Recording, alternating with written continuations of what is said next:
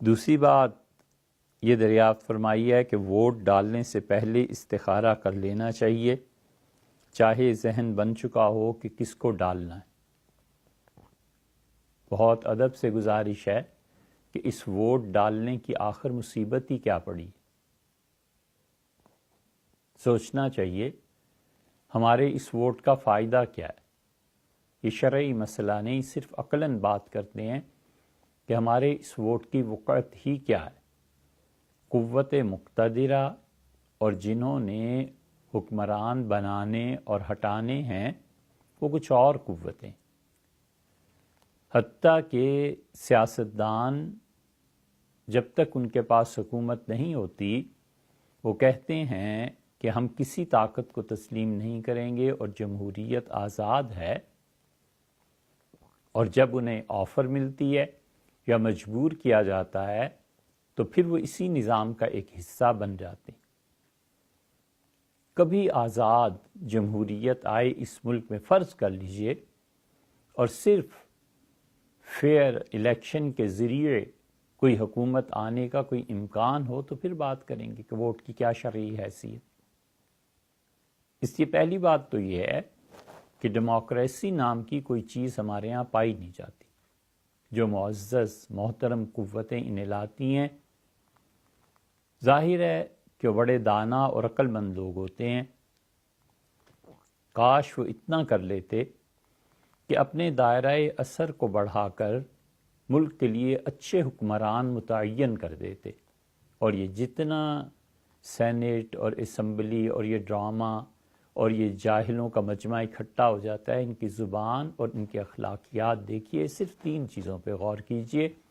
کہ ان کے اخلاقیات کیسے ہیں، اور اخلاقیات میں بھی جھوٹ اور سچ کے پیمانے پہ یہ کتنا پورا اترتے ہیں،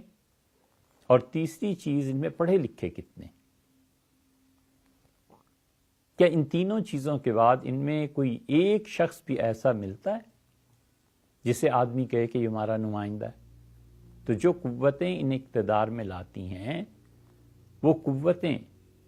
اس ملک کی وفاداری، مسلمانوں کی خیرخواہی اور اسی طرح آئندہ آنے والی نسلوں پر احسان کرتے ہوئے اگر وہ کچھ ایسے لوگوں کو حکومت کے لیے منتخب فرما دیں جو پڑھے لکھے ہوں اور جھوٹ نہ بولتے ہیں۔ جب وہ جھوٹ بولتے ہیں تو ظلم بھی کرتے ہیں، اور دونوں پہ اللہ نے قرآن میں لعنت کی ہے۔ اللہ نے فرمایا اس کی لعنت پھٹکار پڑے ظالموں پہ اور اس کی پھٹکار پڑے جھوٹوں پہ۔ پچھلے 70 سال سے کہیں ہم اس لعنت کے شکار تو نہیں ہیں، یہ بھی سوچ لینا چاہیے۔ اور پھر اس ووٹ کی حیثیت کیا ہے؟ چونکہ ہمارے بڑے حضرات نے تحریر فرما دیا تو ہم بھی آنکھیں بند کر کے اس پہ چل رہے ہیں۔ یہ تو ہمیں اب جا کر ووٹ کی حیثیت کا احساس ہوتا ہے کہ عقلاً اگر آپ سوچیں تو ایک آدمی جو ریڑھی لگاتا ہے، مزدور ہے، ایک آدمی جو گاؤں کے نمبردار کی وجہ سے اسے پتہ ہی نہیں ہوتا اور اس کے شناختی کارڈ پہ ووٹ بھی لگ جاتا ہے، بن جاتا ہے، مہر بھی لگ جاتی ہے، سب ہو جاتا ہے، اور ایک پی ایچ ڈی ڈاکٹریٹ جس نے کی ہوئی ہے، ایک ڈاکٹر ہے، انجینئر ہے، پڑھا لکھا آدمی ہے، کیا ان دونوں کی رائے کا وزن برابر ہونا چاہیے؟ یہ سب باتیں ہمارے اپنے سوچنے کی۔ ہمارا ملک ہے، ہمیں اس سے محبت ہے، تعلق ہے، مسلمانوں کی گویا ایک عزت کا نشان ہے، تو یہ کیسے ممکن ہے کہ اس ووٹ کے مسئلے پہ پہنچ کے ہم بالکل اگنور کر دیں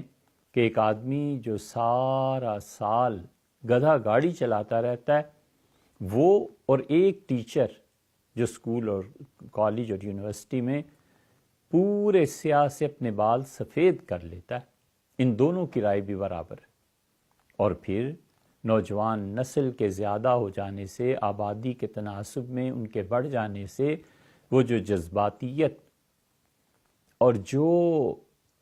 عدم تعلیم اور نہ پڑھنا اور کالج اور اسکول کے لیول پہ ایموشنل پالیٹکس، جذباتی سیاست، کچھ پتہ نہیں ہوتا انہیں، ایک پیراگراف جو صحیح نہیں لکھ سکتے، یہ تعلیم یافتہ ماشاء اللہ ان کا اور اس آدمی کا ووٹ برابر ہے جو کسی میڈیکل کالج کا پرنسپل ہے، جو کسی یونیورسٹی میں محترم اور معزز ٹیچر مانا جاتا ہے، ایک آدمی محنت کر کے عمر گزار کے وہ جنرل بنتا ہے، ایک آدمی محنت کر کے ایک بوڑھا سفید بالوں کا ڈاکٹر بنتا ہے، ایک آدمی پوری طرح محنت کر کے مفتی اور مفتی سے بھی بڑی علم کی وسعت کے ساتھ آپ کے سامنے آتا ہے۔ یہ سب لوگ اس آدمی کے بالکل برابر ہیں اپنی رائے کی حیثیت میں، جس آدمی نے نہ پڑھا ہے، نہ اسے سچ اور جھوٹ کی تمیز ہے، اور نہ ہی اس انسان کے اخلاقیات اچھے ہیں۔ یہ ان سب کے ووٹ برابر۔ شرعاً اگر آپ پھر بھی اس کے قائل ہیں کہ ووٹ دینا ہی ہے تو اس سے پہلے استخارہ کر لینا چاہیے، اگرچہ ذہن بنا ہوا ہو، کیونکہ استخارے کی دعا میں اللہ تعالیٰ کی طرف سے ایسی برکات ہیں کہ آدمی کبھی کبھی اپنی رائے تبدیل کرنے پہ خود ہی مجبور بھی ہو جاتا ہے۔ تو اس لیے اگر وہ سمجھتا ہے کہ ووٹ دینا ٹھیک ہے اور اس کے ووٹ سے کوئی اثر پڑتا ہے تو استخارہ کرنا بہرحال اچھی بات۔